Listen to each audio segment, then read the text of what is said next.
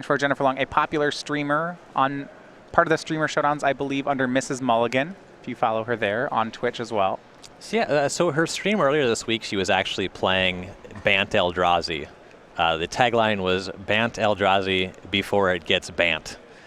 I like that. I like that. But she seems to be sticking to her guns and playing Merfolk this weekend. Maybe she was not satisfied with the Eldrazi deck, or maybe she just thinks she has a good matchup. Well, we'll see if she does here. Turn 1 will be an Endless 1 for 2 from Robert Wright, and for Jennifer, she has the turn 1 Aether Vial. So we've seen this play out before last round, where the aggro start from Eldrazi really got stymied early on by the Merfolk player. Right.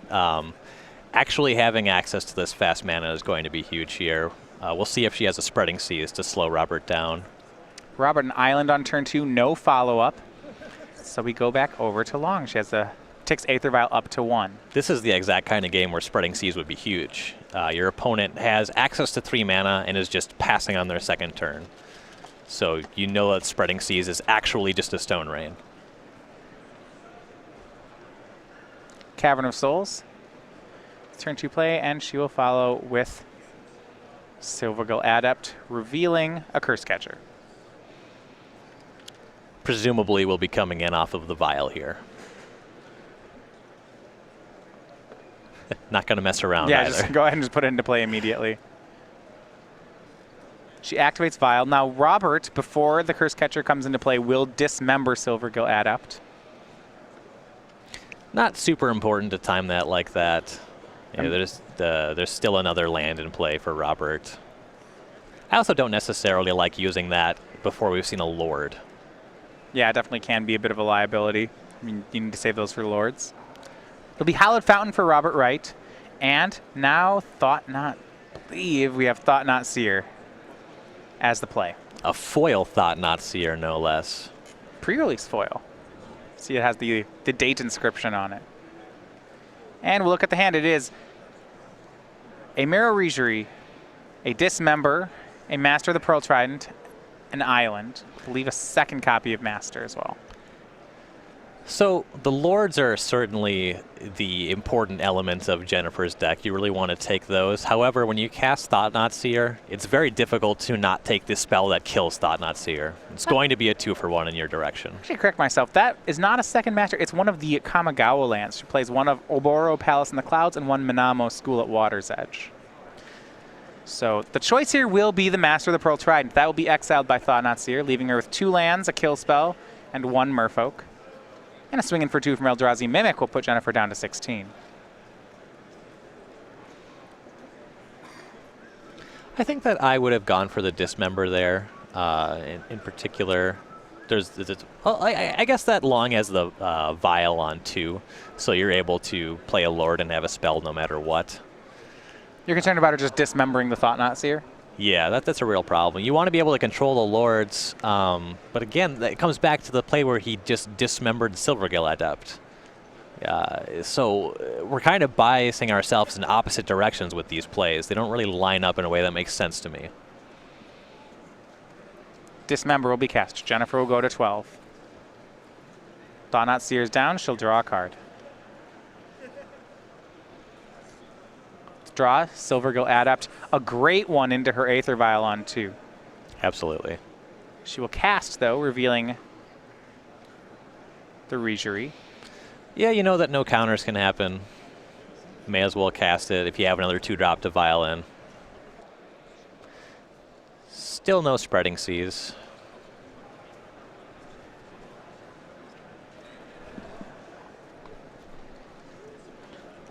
Endless One will swing. Robert looks like he'll offer the trade for Silvergill Adept. Yeah, this is a situation that we saw earlier. The Endless One scales terribly in play. As a draw step, it scales really well, but against a Merfolk deck that has access to a million Lords, the Pack Rat deck, as it's often called, the Endless One just loses stock the longer the game goes on. Still good for damage right now. Jennifer down to 10. Another Temple for Robert, so he makes his way up to 6. This could be a Drowner of Hope. I imagine that's what we'll see. There's no way that it's a reality smasher coming in post-combat. Well, we do see an endless one for 4. Robert leaving up 2 mana. Okay, so spells that Robert has access to, there's Path to Exile and Dismember. You know, I guess you're leaving up one of those, and there's mana for the Curse Catcher that's in play.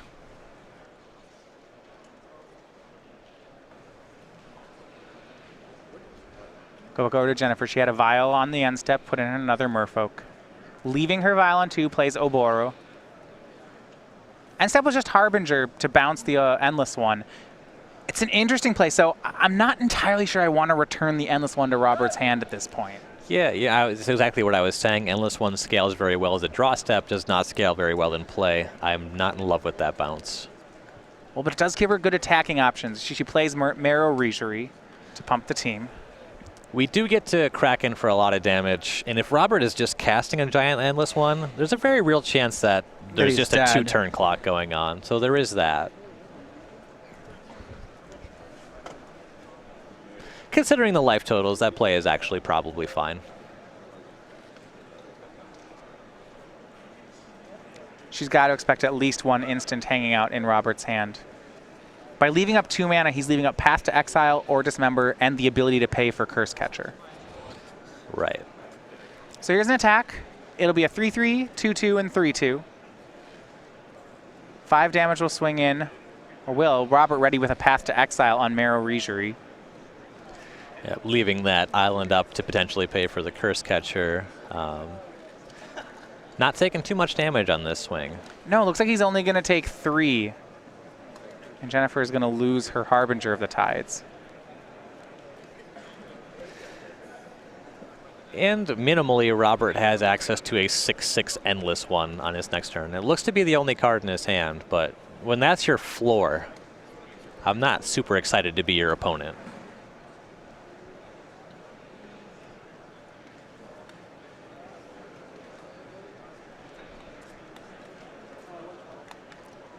Harbinger of the Tides is blocked. We go back over to Robert.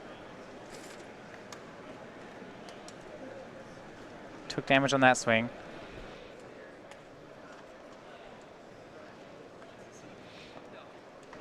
Went to 10 on that last swing, taking 3.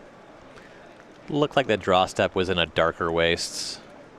Probably just a 7/7 Endless one coming down. Endless one swings, puts Jennifer down to 6. Here's another Endless one. That one's on 6. That makes it lethal, and he will pass. I suppose when your opponent's on 6 life, the value, you don't really gain anything by playing the land and making a 7/7. Yeah, you just give away information. Right, you give Long more to think about. Makes a lot of sense. Spreading Seas will be cast on an Eldrazi Temple. See there, a shortcut. If you remember back in the Jund days, Cascade Jund, this was a shortcut that people would frequently do. If they were a deck that could never remove Spreading Seas, they would just remove the land and replace it with the card Spreading Seas, as it makes it easier to tap. It's less bulky. Yeah, it's a thing that people do. Never anything that I got into personally. Yeah, I mean, that's the shortcut Robert's using. So it's not a Spreading Seas on the temple. That Spreading Seas is just an island. Right. It is a Spreading Seas on a temple. But not that temple. Right. Draw from Jennifer and a pass. Robert will swing for lethal, and it's going to be a double chump block.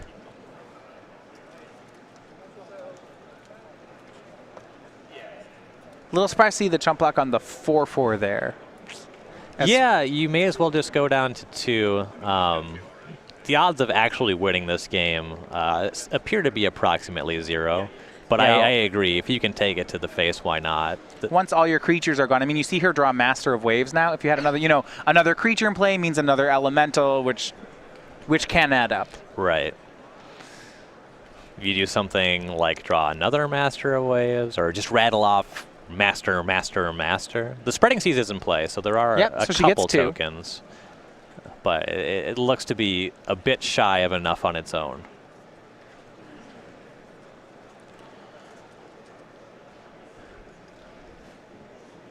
Two elementals in play off Master of Waves. She'll have to chump with both of them this turn, though. Yeah, blocking with the actual Master is definitely worse than blocking with a token. But if she can run off a couple Master Waves here, she may have a decent chance. You know, another Master Waves would create 3 elementals, for example. Absolutely.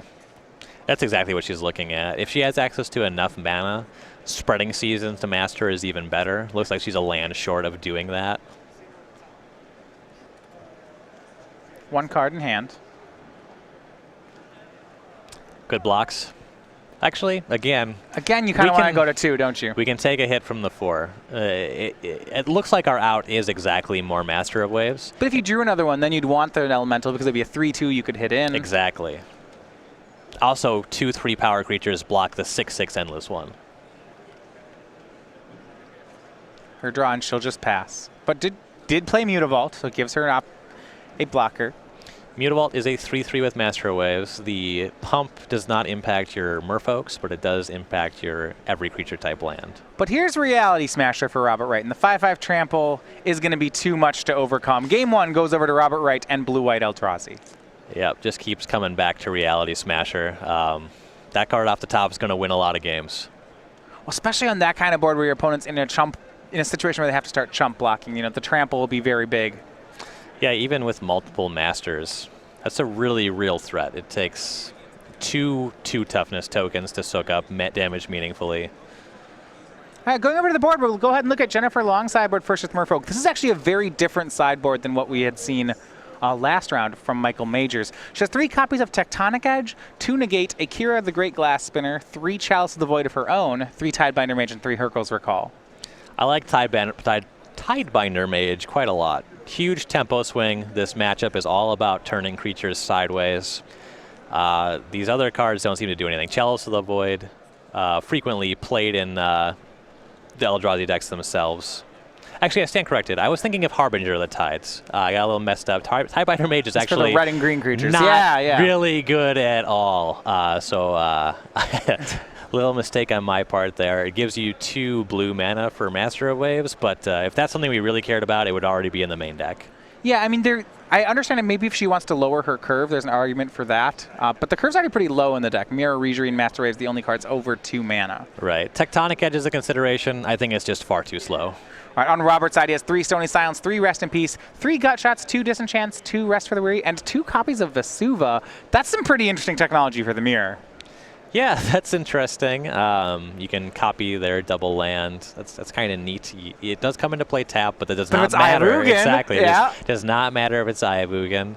It's a bit speculative in your opener. I'm not. I mean, to have that in your sideboard, what a comment is that on the Mirror match? I'm not sure how I feel about that. Yeah, he's registered 2 copies, so yeah, that's more than 1. So he's definitely in on this plan. All right. Well, at least we're going to get ready for Game 2. We have an upcoming announcement about Star City Games and our state championships that were just announced earlier this week.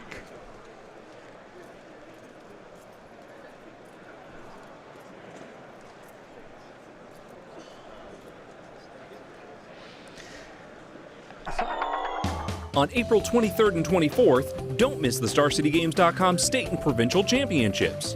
With Standard on Saturday and Modern on Sunday throughout the United States, Canada, and Puerto Rico, there are plenty of chances to become a champion. Every player that registers receives an exclusive art print, top 8 competitors receive an exclusive playmat and pin, and each champion receives a championship playmat, medal, and an invitation to any of the next 3 StarCityGames.com invitationals. Each event will also include an oversized token door prize customized with their location. Visit go.starcitygames.com/states to learn how to become a champion today. And so those will be coming up at the same weekend as the next Pro Tour, the state and regional championships. The last one's you may want to make sure you register for them. The last regional championships were such a big hit. I know a lot of locations, the Midwest one, Upper Midwest one, for example, having to turn away some players. I imagine the tournament organizers will be ready for that one, but you always want to be sure of it. Right, you might want to find a bigger event hall for hosting. Interestingly, pre-registration closed the Wednesday of that week, and it wasn't just the case where you could just go to Chicago if you had the means. They were sold out in Chicago. Sold out there too. You could then look at Missouri. I believe that they were at capacity as well. I mean, a great problem to be having. Exactly. Very popular tournaments. I imagine that we'll see higher capacities going forward, and you'll want to go ahead and pre-register one way or the other. but they're really fun. Underway for game 2, post-board between Merfolk and Eldrazi. Both these decks having their sights set on other decks in the format where their sideboard is concerned, but we've mentioned it before. This is the third time we've seen the Merfolk-Eldrazi matchup. Merfolk with a surprising amount of game here against the Eldrazi deck. Yeah, and there wasn't anything hateful coming out of game 1 there, and that's why we probably see the Eldrazi deck winning game 1. The spreading seas was much too late to matter, but there are draws that come together that give you very positive interactions against Eldrazi. Blockable creatures that are on the same power level as their threats. Looks like Wright will be going down to 6 cards for the first game, for the game 2 here. Now, Jennifer's deck of Merfolk is definitely a more classical build to the deck, unlike Michael Majors' no White Splash, no Path to Exile, no Reflector Mage. Instead, 4 copies of Spreading Seas, 2 Dismember, and then 2 copies of Echoing Truth actually in the main of the deck. Yeah, Echoing Truth is a pretty strong tempo play. It also deals with the cards that people are main decking to hate on Eldrazi, things like Ensnaring Bridge, things like Worship. Deals with every copy of them, which is a pretty big game. The most suspect card, I would say, in Jennifer's deck is actually Master of Waves. This is the card that specifically Merfolk decks have been moving away from because there are so many Dismembers and Path to Exiles in the format. It's a lot to invest 4 mana into a creature that just gets hit by a 1-mana removal spell. But we saw in game 1, that was kind of her only saving grace, potentially, to be in that game, was a bunch of Master of Waves. So. Turn 1 Aether Vial from Jennifer. Had one last game as well. For Robert, though, he has his own 2-mana land on own good 1 play. It's Eldrazi Temple, but no Mimics or any play on turn 1. See if we can start pulling off those turn 2 Thought-Knot Seers. We've heard about them, but haven't seen any yet today. No. I see another colorless land in Robert's hand. Oh, there's a Ghost Quarter. So much for a turn 2 Thought-Knot Seer. But someday, I assure you, we will see that this weekend. Yeah, and a big amount of respect here from Jennifer. Goes ahead and Ghost Quarters his land on turn 2. This is often a not very great play, even if you have Ghost Quarter in your deck, because the problem is they have a 2-mana land. Your solution is to go down 1 mana yourself. Aether Vial allows the Merfolk deck to make this play and not feel bad about it. She's still developing her mana. Yeah, any other deck wouldn't want to make this play. For Robert, he will have an Eldrazi Displacer on turn 2 nonetheless, with a 2nd copy of Eldrazi Temple. Scan end step, Jennifer will make a Curse Catcher.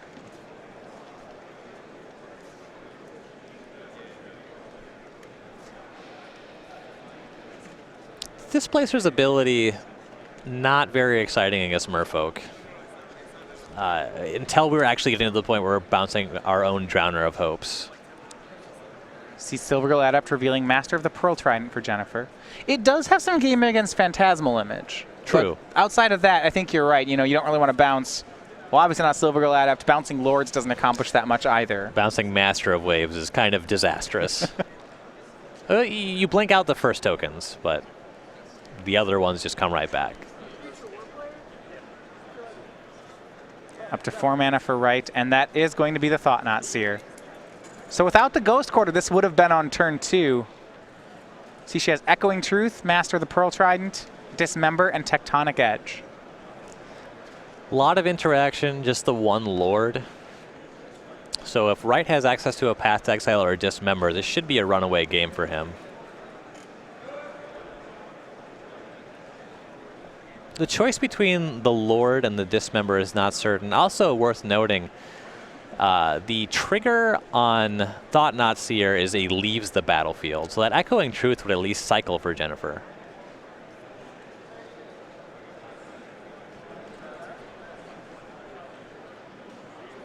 See if he goes for the Dismember. Looks like Dismember will be the choice.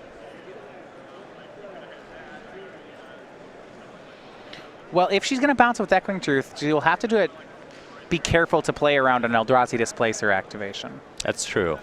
Could just fizzle that, though that would still give the trigger. Mm-hmm.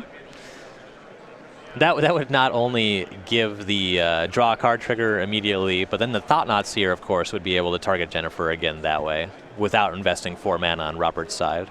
Well, and also he can actually stack it so that she draws, and then he get, he'll be in control of both the stack, the draw, and the exile triggers. Right, they happen simultaneously because they're part of the same ability resolving. Yep. Tectonic Edge is the play for Jennifer. Takes Aether Vial up to 2. It's good enough for the Master of the Pearl Trident in her hand. Robert careful to make blue mana off Outer Car Wastes and white off Plains, not giving himself an island for her to island walk on. Yeah, and this is just something that the Eldrazi deck is happy to do. Basic Island is less important than Basic Plains when your 3-drop costs white and it's your 6-drop that costs blue. So this actually just kind of naturally lines up very well for the deck. Draws another Outer Car Waste from Robert.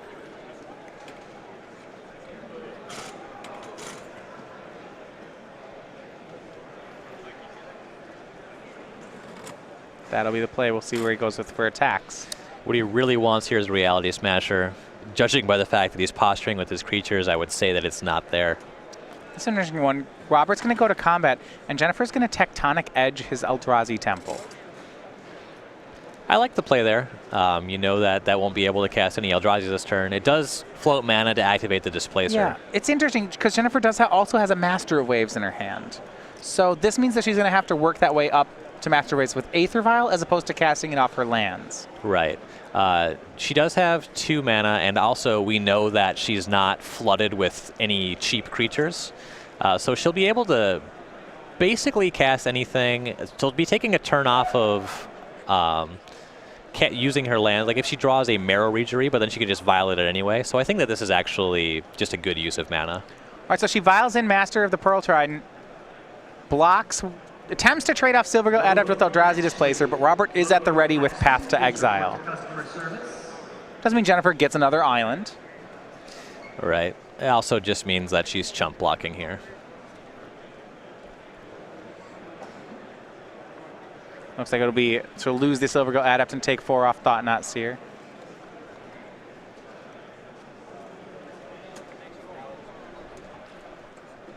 Yeah, it's worth noting that she may have wanted to throw the Curse Catcher into that block as well if she's going to try to block Eldrazi Displacer. It still would just be a 1-for-1 if the Master lived, and then if Master died, at least she'd get a creature out of the ability. Right, absolutely.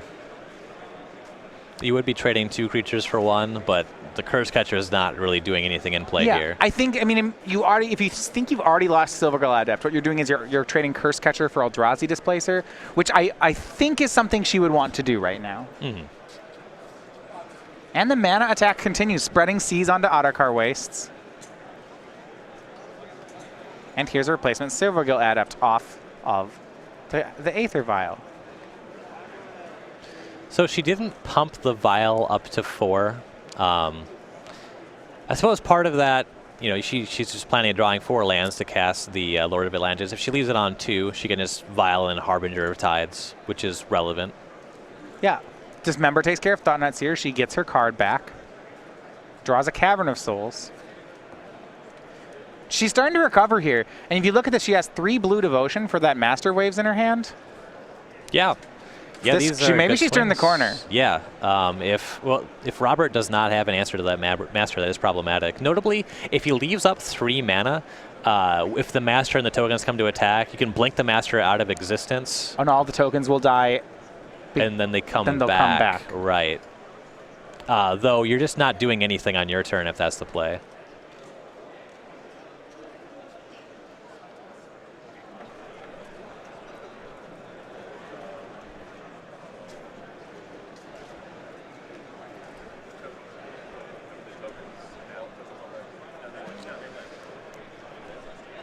Yeah. Plays Eye of Ugin for Robert Wright.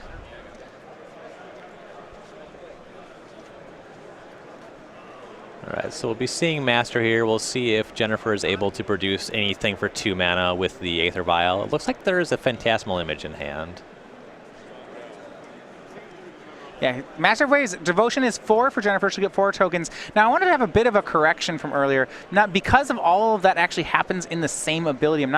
If Robert uses Eldrazi Displacer to displace the Master Waves, I believe Jennifer actually gets to keep her tokens. Oh yeah, there's no window for state-based effects to be checked, I suppose. Yes. Okay, that makes sense. But this play is great. Not only does she get to play Master Waves, but then gets to play a Phantasmal Image off the Aether Vial, copying Master Waves. So the first Master will make 4 tokens. The second one will make 5, and you see here 9 Elemental tokens, all 3/2s for Jennifer. That's a pretty big play. The Displacer can blink the image out of existence entirely, but there's no answer to the Master of Waves proper at this point in time. Yeah, 1 path to exile will fix all of this for Robert, but it needs to happen now. Right. You see Robert's going to go ahead and displace the Phantasmal Image. Had he done that in response to the trigger, there would have been 1 fewer Elemental. I doubt that matters. Right. But here's the big question. Does he have the second kill spell? He is still at 19. I haven't done the Master of Waves math. Something that has been my experience is you're just you're trying to convince yourself you're not dead when you just probably are. Master of Waves is not a realistic Magic card in play. If you don't have a removal spell for it, this is a huge amount of power on the board. So we have 9 tokens, the Master itself. That's 18 damage right there. Well, Robert's going to try to chump his way through it. So he swings for 2 with Eldrazi Skyspawner, and then plays Endless 1/1 on 3. So he's going to go for the play. He's going to attempt to blink out the Master Waves. Now, we'll confirm this interaction here, but I don't believe this actually works the way Robert wants it to. This looks bad for Robert. He's not dead on board, it doesn't look to be. It looks like he can survive with a couple of blocks, but actually breaking through and being able to crack back for lethal is an entirely different order.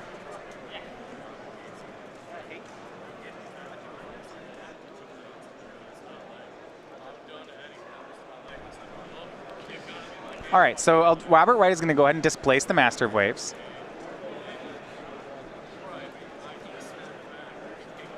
All right, so this is the ruling from the judge here is that the tokens would die because we're holding on a judge confirmation here, but the initial ruling from the judge is that the tokens would die because they would be 1/0s momentarily. I believe that ruling is being appealed, so we'll get a confirmation on this. Yeah, there's a question of whether or not that moment actually occurs according to state-based effects.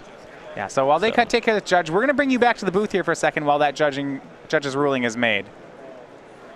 Matthias and Ryan Overture, if you're just joining us. Round 3 here of the Modern Open here from Louisville. We have Merfolk versus Eldrazi in Game 2. A matchup we've been seeing a lot of that has actually been going the way of Merfolk so far today. Yeah, it's really interesting. We talked about cards that are actually hateful against Eldrazi. We came up with some oddball ones. I guess Lord of Atlantis might have been the answer that people were looking for. Well, Master of Waves looks pretty good here too, to be honest. Yeah, it's producing 10, 12 power for 1 card. Yeah. That's more power than Reality Smasher. It does match up pretty well there. Yeah, so there's been a lot of game here. I mean, we've seen certainly the ability for Merfolk just to race them on the ground. Eldrazi is a deck that's light on removal. I mean, Merfolk's great at these creature matchups. Right, and basically it's 2 decks that are trying to play very efficient threats on the ground, trying to end up with a favorable board position, both with Dismember, both with Path to Exile. Thought-Knot Seer is kind of a double-edged sword for the Eldrazi deck. On the one end, you can look at their hand, pluck their best card. On the other end, if they have multiple ways to deal with it, that's the only card that's on its face at 2 for 1. Right. Yeah, there's not that much card advantage in the Eldrazi deck. I mean, Eye of Ugin is a source of card advantage, but did you mention that actually doesn't happen very much with the deck? No, typically if it's getting activated, it's in games that are slowly slipping away, and you have to sacrifice a couple Scions to do it, and that usually means you're not activating your Drowner of Hope.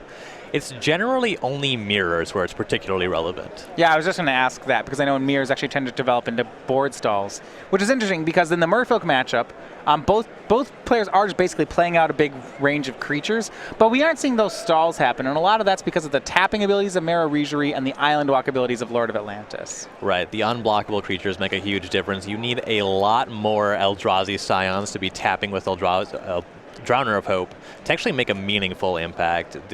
When it's just a team of 6/6 unblockables and the undeniable fact that some chip shots happened earlier in the game, getting that critical mass of actually stopping them from killing you is kind of a tall order. It does feel like in this matchup, a lot of times that we're seeing it is that there's some I guess the litmus test of the matchup seems to be on the Eldrazi deck. If both decks go late, the Merfolk deck seems to be winning most of these. unless the Eldrazi player has a very quick opening to force chump blocks early, it feels inevitable that the Merfolk player is going to win. Yep, and something that we've seen come up time and again is that the Merfolk creatures, the lords, as you draw them, everything scales very well for the Merfolk deck. Once you've already cast Endless One, it's in play at whatever you thought was a reasonable body at the time. In particular, the 2/2 Endless One becomes outclassed pretty quickly. Yeah, the 2 lance ones have not been good at all. It's like we said, there's technically Ruination Guide. The blue-white Eldrazi decks aren't playing it. There's no Lord for Eldrazi. So if you have a 2/2, you have a 2/2. If I have a Curse Catcher, it might be a 4/4. Yeah. Right now, we are currently waiting on the match. There has been an appeal. The ruling of the table judge's ruling has been appealed, so that will be sent over to the head judge. And when we get that ruling, we will bring you back into the match. Right now, it's a pretty meaningful one. I believe if depending on what the ruling is here, I believe we'll be seeing a game 3. Yeah, I don't think that we had a lethal attack in play if it works one way, but a very easy 2-turn clock if it works the one way, and then we had a top deck war probably coming from the other way. So and this can be confusing, right? Because Master Waves has a bunch of 2/1s with it. When the Master Waves leaves play, all the 2/1s become 1/0s and die. So the question is, when you Eldrazi displace it, there would be a moment while the Master Waves is in exile. Do the creatures actually die, or because he comes back immediately, are they saved here? We'll bring you to the match. It looks like a ruling has been made, which the ruling has been made is that no, the elemental state-based effects only checked when a player has priority. As a result, because the Master Waves left and came back during one ability, there was never an opportunity for these 2/1s to actually die, so they get to stay that. And the result is that Jennifer just gets additional Master Waves tokens when the Master Waves comes back into play. And there you see that is not a 10/9 elemental token. That is actually 9 elemental tokens that have been in play since the beginning of the turn, and then 4 4 new fresh ones. Yep. And for Robert, this was part of his game plan, is he was going to try to attack for 2 in the air twice and use Eldrazi Displacer to just keep the Master Waves tokens at bay. But that's not going to work now with the ruling the judge has given. Right. So the attack this turn is going to deal, it looks like it's going to be slightly shy of lethal. The maximum potential damage is 17 if there is no Lord from Jennifer. If there is a Lord, it's just very obviously lethal. And assuming that Robert does not come up with anything to deal with the Master, then there's still 4 blockers back now. And there's your Lord. Master Pro Trident, and we are on to game 3 here between Blue-White Eldrazi and Merfolk. Master Waves looking very impressive in the matchup. Yeah, it's interesting. It's something we talked about a little bit earlier. Michael Majors was moving off of Master of Waves, and we've seen other Merfolk players do that because of all the Path to Exiles, because of all the Dismembers. Well, the fact of the matter is, all of the Lords matter too. It's very unlikely that we're getting to the stage where we're casting a good Master of Waves, and you don't have to top deck your answer to it. Yeah, I mean, there's not much removal on the Eldrazi board, and its ability to fight through Master Waves is low. Reality Smasher doesn't really get through that card. Mm-hmm. It seems like the games Robert will win are the ones where he very quickly gets enough power on the board that Jennifer has to chump block. Right, yeah, you have to get way ahead, and that enables you to manage her blue mana symbols in play. If you attack and she has to do a lot of chump blocking, not only is she losing the creatures that could be potentially buffed by Lords as the game progresses, there's also just the supporting cast from Master of Waves is being depleted. When it comes into play and it just makes 1 or 2 elementals, it's kind of on chump blocking duty in those games. So what about the land destruction plan that Jennifer was on here? If you remember this, she turned 2 Ghost Quartered away at Eldrazi Temple. She later on went Spreading Seized away in Eldrazi Temple, and then Tectonic Edged away, or Spreading Seized in the Adakar waits and Tectonic Edged another Eldrazi Temple. That's a lot of land destruction to come out of an aggro deck. Yeah, absolutely, and we saw that stop Robert from really doing anything too meaningful. His board was Eldrazi Displacer and not a whole lot going else at the end of the game. He had the Sky Spawner, but didn't have any of his heavy hitters and was struggling on mana to do too much of anything, really.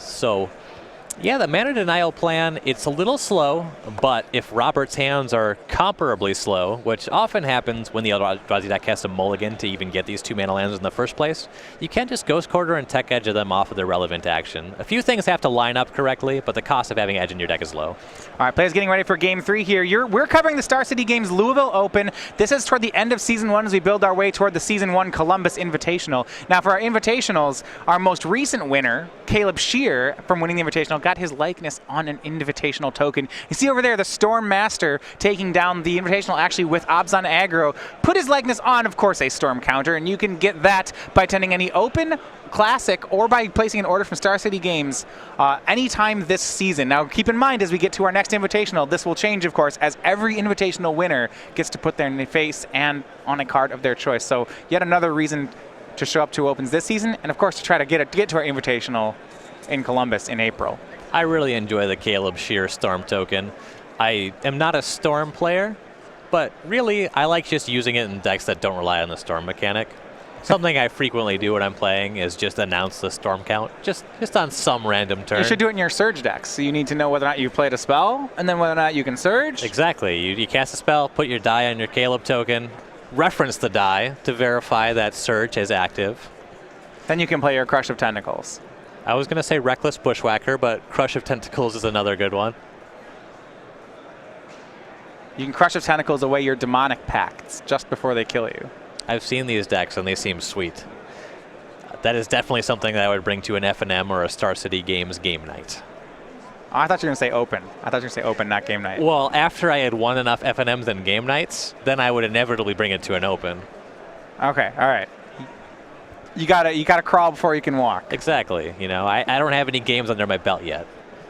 A little ambitious to take that deck to an Open. Though obviously it's going to be excellent once I learn how to play it. Yeah, I mean, it's just we just have to find the right combination of these broken cards. Exactly. Demonic Pact's kind of like a Planeswalker. Its abilities are way better than most Planeswalker abilities. Except for the one where you lose the game. Yeah, that one. We just don't use that ability. That's like a Tibalt ability. I'm not positive. It's his ultimate. That might actually be Tibalt's ultimate. I haven't read it in a while. That's why I didn't see very much play. Yeah, it makes him pretty weak to Mindslaver. Demonic Pact, of course, also very weak to Mindslaver. All right, underway game number 3, Robert Wright versus Jennifer Long. Wright on 6, Scryed to the top. The Eldrazi deck looking to get its first spot on the scoreboard here. Ayavugan turn 2 will be a turn 2 Eldrazi Displacer for Robert. See, he led on Adakar Waste to shield himself from possible Ghost Quartering. Or Seize Claim, which we have been seeing in some Merfolk decks. We have seen a couple Seize Claim in Merfolk decks, that 1 mana spell. It's a Spreading Seas that does not draw a card. Cameron Souls on Island for Jennifer. Does she have a Merfolk or a Spreading Seas? It'll be Spreading Seas for the Ayavugan. So this is actually one where I really don't like this representation where you move the eye to the side, because inevitably he's going to draw another Ayavugan. We're going to tap that for an island, and we'll have to sacrifice the first eye when we play the second Ayavugan. Yeah, it is a legendary land.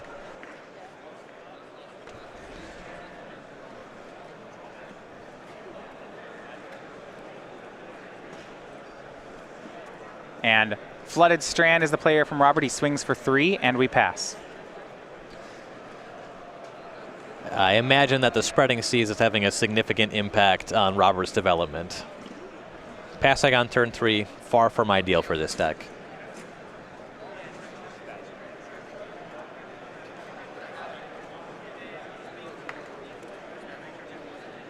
Yeah, he wasn't able to do anything turn 3 there. Jennifer's making a game plan error, which is causing Robert to pay full value for all his spells. And we did see that last round as well. When the Eldrazi players have to play their spells actually on curve, the deck's rather unimpressive. Right. Though notably, Jennifer's looking at least one Phantasmal image.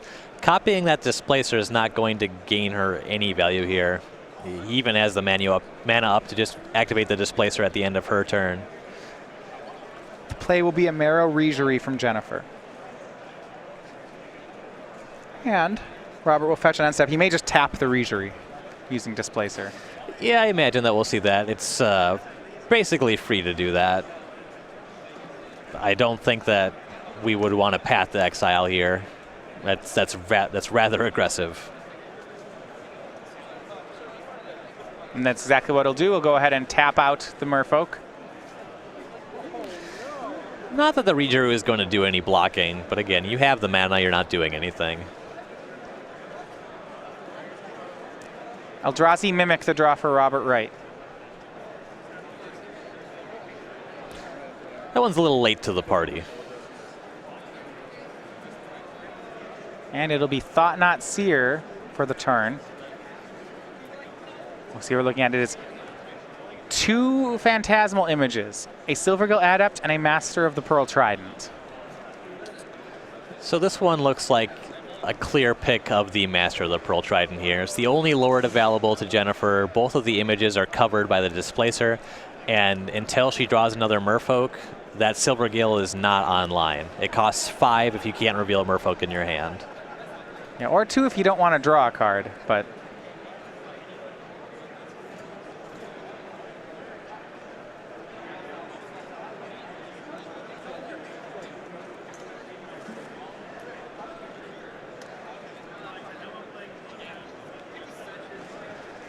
Jennifer picked up a Spreading Seas. That's not doing a whole lot to help this hand. yeah, it can cut Robert off of colorless mana right now. That is interesting. It's, not normally how you would see this card get used, but Adarkar Waste is his only source of colorless that she knows of. Yeah, then he'd be down to Island, Plains, and then whatever the 4th land was. So here's Phantasmal Images copying Thought Not Seer, and I like the sequencing here. She's going to get to see what to do first. Okay, so Robert does have 2 colorless sources here, so okay, he has 2. Yeah, he has another Adarkar Wastes.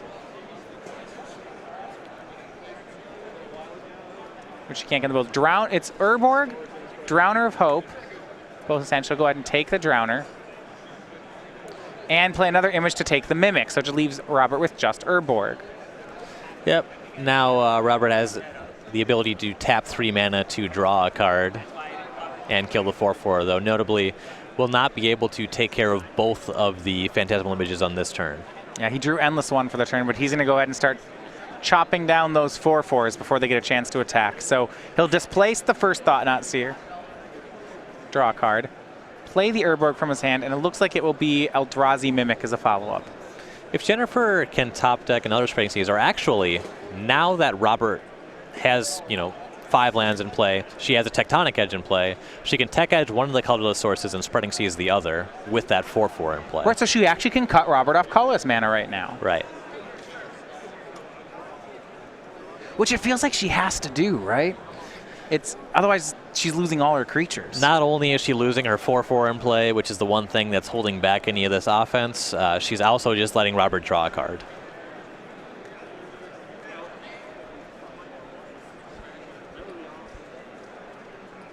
Draw for the turn for Jennifer. That last image is on a Thought Not Seer. So that tapping of the Tectonic Edge suggests that we won't see her taking Robert off of colorless mana. Yeah, she's going to go ahead and cast Silvergill Adept, showing Master of the Pearl Trident. She does get to tap something, untap something, or tap something.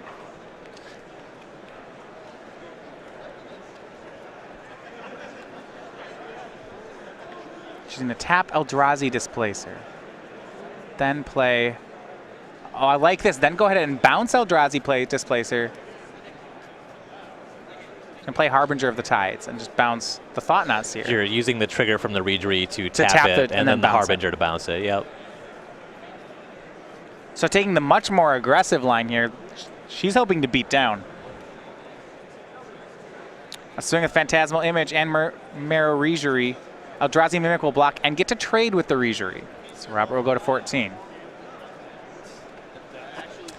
That trade looked pretty good for Robert. He has to draw one of his enablers to actually make the Mimic attack for anything. Though if he does, then the Mimic is actually worth quite a bit more than a Reejery. So he taps 3. He's going to go ahead and displace away the Phantasmal Image and then draw a card. Eye of Ugin is the play.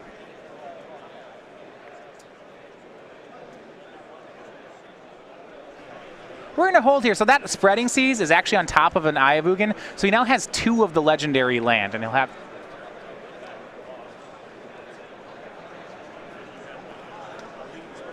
Yeah, so the legend rule should be checking that Eye of Ugin. Attention Magic players, our next assignment today is the 2 p.m. Two-Headed Giant Challenge. We'll say he's going to... Either way, he'll get to play this Thought-Knot Seer. Right.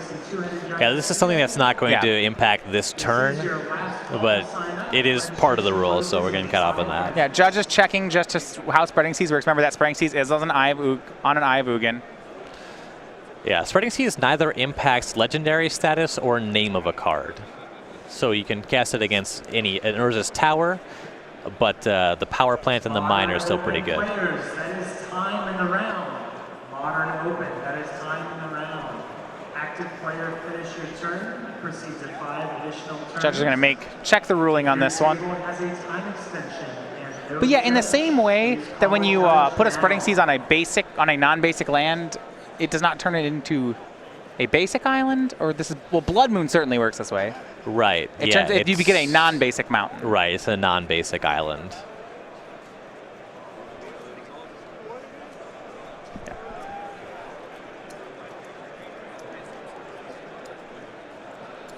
Yeah, so there's going to go ahead and just finish this ruling here. Back in the booth again, Matthias Hunt and Ryan Overturf here. Game 3 right now between Jennifer Long and Robert Wright. Merfolk versus Eldrazi. There's been really a lot of back and forth with this, and a lot of the confusion here caused by kind of attacks on mana. And yeah, it does turn out that the land under Spreading Seas is legendary, as you mentioned. Robert, of course, chooses to sacrifice the island when this happens. Yeah, that would be the one that I would sacrifice too. The island was tapping for 1 mana. The Eye of Ugin made 4 mana this turn. Seems pretty easy there. So Thought-Knot Seer was cast by Robert. It exiled what looks to be a Master of Waves that Jennifer had drawn. That's a huge hit for her. Yeah, that's a big swing. It's pretty much the exact card she wants to be drawing at this stage in the game, so. Now she'll have to draw it again. Yep. Tectonic Edge will take care of Eye of Ugin. She has Spreading Seas and Curse Catcher as her remaining 2 cards. I think that Jennifer got a little bit tunnel visioned on the fact that she wants to use Tectonic Edge on Eldrazi lands in this game. She could have, missing the ability to cut him off of colorless. Right. Not only did she not have that line, but also that Eye of Ugin is not huge right now. It does bring Robert down to 4 mana, and because of that legend rule hitting that island, it cuts him down a little bit, but there's no guarantee that actually is going to prevent him from casting any spells. Well, cutting him off of colors wouldn't have worked anyway. Robert plays a 3rd Adakar Wastes. He swings. Jennifer goes for a double block. This is actually interesting. No matter which way, I think Robert was going to displace one of them and realized, I don't want either of those to come back into play. So he then chooses to path to exile one instead. Right. The option was letting Jennifer draw a card or allowing her to return one of his creatures to his hand. So let's just go ahead and give you a basic land. Going to go ahead and path to exile her creature.